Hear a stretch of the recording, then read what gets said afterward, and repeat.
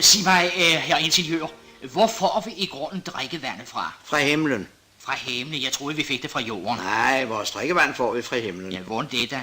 Det skal jeg sige dem. Den regn, som synker ned i jorden, hentes op igen som drikkevand. Ja, undskyld, det forstår jeg altså ikke. Ja, der er det ellers slet at forstå. Vandet siver ned i jorden, til det når et uigennemtrængeligt jordlag. Her bliver det liggende og samler sig til et vandlag. Det er det, vi kalder for grundvandet. Ja vel, ja, nu er jeg altså med. Mon? Jo, det er jeg, men hør, altså det vand må der være forfærdeligt snavse, når det sådan er gået igennem mange alen jord. Det var nok det, jeg tænkte, at de ikke var med. Når jeg ser, i grundvandet er den reneste og sundeste form for vand, fuldkommen frit for bakterier. Ja, det kan jeg altså ikke regne ud. Jamen, så skal jeg regne det ud for dem. Forstår de? I det regnvandet siver ned gennem jorden, filtreres det, og allerede 2 meter nede er vandet bakteriefrit. Så de fløjter hver gang, der går en pros op for dem. Akkurat, ja. Altså brøndene er altså lavet for at hente grundvandet op. Netop. Jeg hører, det er der store art. Ja, det kunne være store art, men det er det nu alligevel ikke. Ja, hvorfor dog ikke? Ja, det må kredslægen hellere forklare. Ja, tak, ja. Goddag, herr kredslæge. Goddag. Jo, siger de. For at sige det rent ud, så er brøndforholdene på landet betydeligt skrappe. Ja, det er rigtigt. Ja, det er ikke for meget sagt, at over halvdelen af landboerne i Danmark dagligt drikker vand, der er sundhedsfarligt. Jo, undskyld, vil det ikke være så venlig at sige det en gang til? Hva'? Meget gerne. Over halvdelen af Danmarks landbefolkning drikker dagligt sundhedsfarligt vand. Ja, altså det lyder ærligt talt uhyggeligt, hva'? Det er det også. Jamen, hvordan kan det være? Fordi brøndene de fleste steder er en elendig forfatning. Hvad er nu det der, hva'? Det er Ole Hansens gård i Kvibæk. Hvorfor skal vi derud? Fordi jeg vil vise dem en dårlig brønd. Ja, det bliver spændende, hva'? Det kan jeg love den for, det bliver.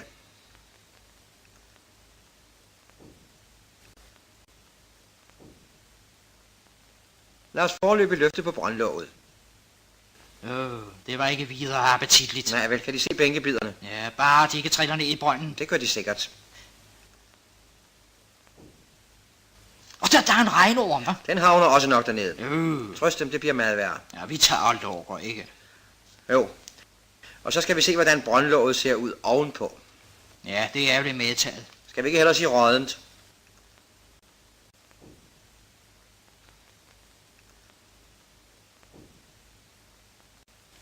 Og så er det dækket af et tykt lag snavs.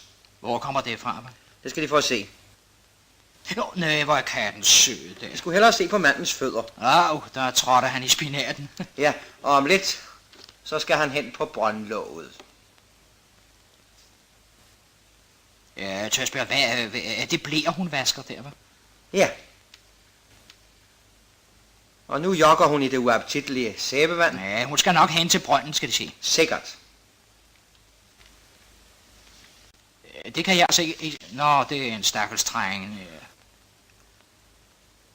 Ja, eller en stakkels syg, der uden at tænke på det, tramper sine egne bakterier hen på brøndlåget. Ja.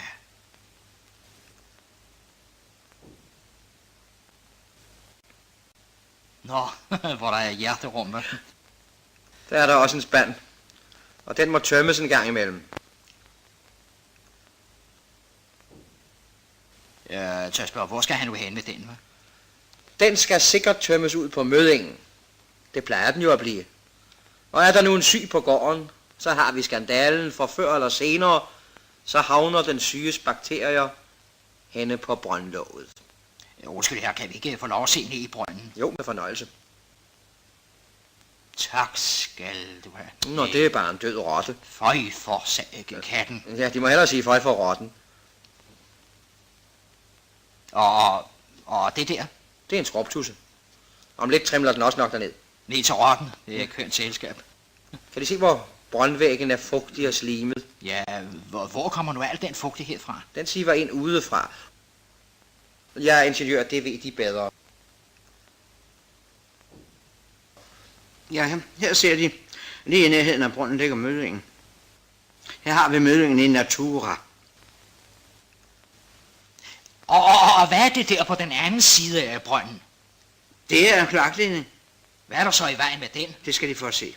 Er det det, at rødderne ikke slutter tæt? Bravo, det kommer dem. Nå, tak, ja. Her skal de se, hvordan uhumskæderne fra begge sider siver ind i brønden. Og hvorfor? Ja, hvorfor, herre? Fordi brøndvæggene ikke er vandtætte. Rigtigt. UG-kryds. Jamen, vandet, der kommer ud af tuden, er jo både rent og klart. Det må de endelig ikke lade den narre af. Selvom vandet er krystalklart, kan der være millioner af bakterier i det. Der er masser af sygdomme, der kan brede smitte gennem vandet. Tyfus, paratyfus, den vejlske syge, dysenteri. Selv børnelammelse kan stamme fra brøndvand. Fej for pokker. Ja, sig mig, er det jordbær, hun skyller? Ja, i vand fra Møddingen. Ja, det tænker hun vist ikke på, hva'? Nej, heldigvis for hende.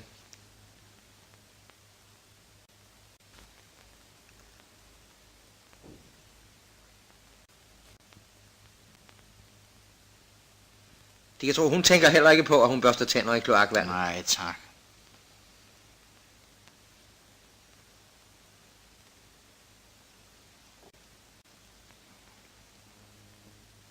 Nå, han holder nok stor vask. Ja, han skulle bare vide, at der ligger en død rotte nede i brønden.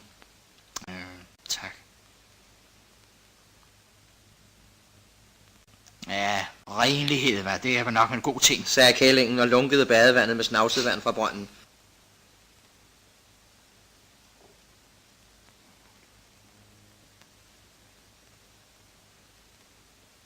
Og nu skal de bare se, hvad der sker. Værsgo, svampen i munden med bakterier og det hele.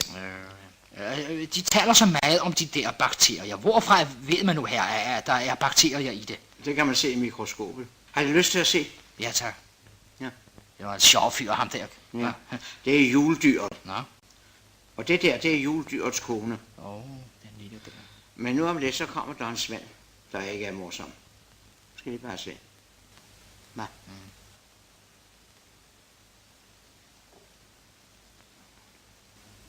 Der er han. Det er børsteormen.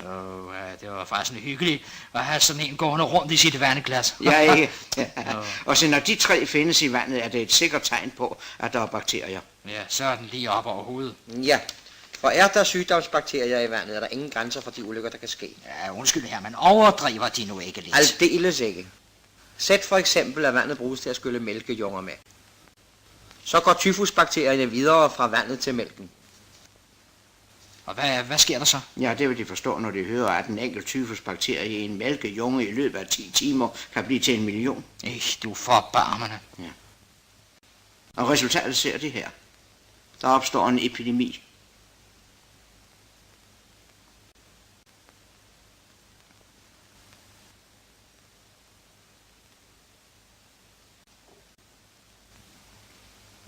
Jamen, det må der gøres noget for. Naturligvis. Jamen, hvad? Ja, det bedste er, hvis gårdene i en bestemt egn slutter sig sammen og bygger små lokale vandværker. Ja, men er det nu ikke forfærdeligt dyrt? Nej, det er simpelthen ikke. Et vandværk for 20 gårde kan bygges for ca. 15.000 kroner, hvis afstandene der ikke er for store. Ja. Hvordan får man sådan et vandværk, hva'? Egnens folk taler om tingene, og gennem amtmanden kommer de i forbindelse med Landvæsenskommissionen. Så finder man et egnet sted og en brøndborer.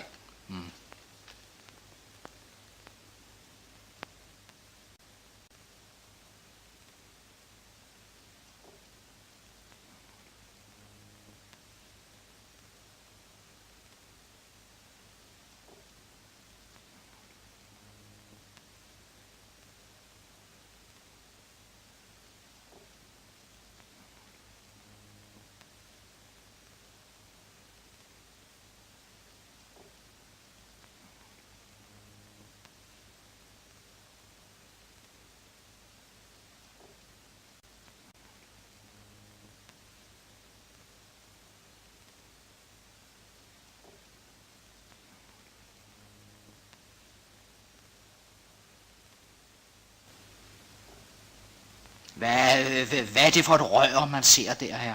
Det rør der, det føres ned i jorden, og inden i det arbejder en tung mejsel, der hugger jorden løs.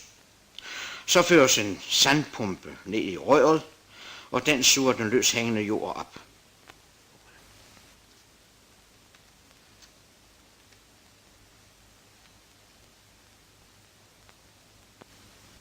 Og når det gode grundvand er fundet, hvad så? Så bygges vandværket over borehullet. Hvad er det, der sker? Her iltes vandet og befries for jern. Og her filtreres det og pumpes ud til de omliggende bøndergårde. Javel.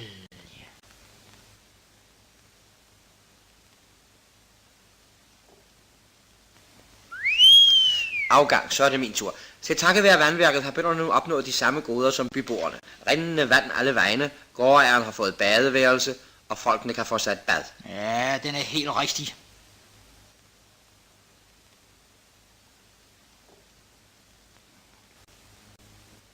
Og så er der varmt og koldt vand i køkkenet.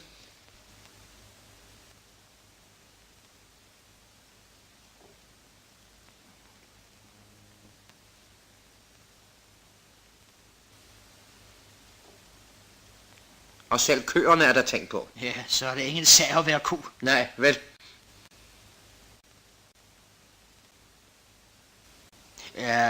Hvorfor skal vi tilbage hertil her? Det skal jeg svare dem på. Jo, ser de, Ole Hansen skal have en ny brønd. Hans gård ligger for afsides til, at han kan få vand fra vandværket. Og denne gang bygger han den rigtigt. Det er nemlig ikke dyrere. I stedet for mursten bygger han den af betonringe, der er garanteret vandtætte. Sig mig, hvorfor bygges den nye brønd, der ikke er på samme sted som den gamle? Fordi den skal ligge således, at urenhederne fra mødingen og kloakken ikke kan flyde ned i den. Afgang, så nu er det min tur igen. Er der mere, de vil vide? Ja, ærligt talt, jeg vil gerne vide, hvorfor de viser mig denne her film. Den er jo for landboerne. Den er skam også for københavnere. De skal vide og lære, at brønden bliver set lidt efter i sømmene, inden de lejer sommerhuset. Det tænkte de ikke på. Nej, Vel? ærligt talt. Er de klar over, hvorfor han anbringer cementmørtel mellem ringene? Ja, naturligvis. Det er jo for at tætte fugerne, så der ikke kan komme urenheder ind udefra. Bravo!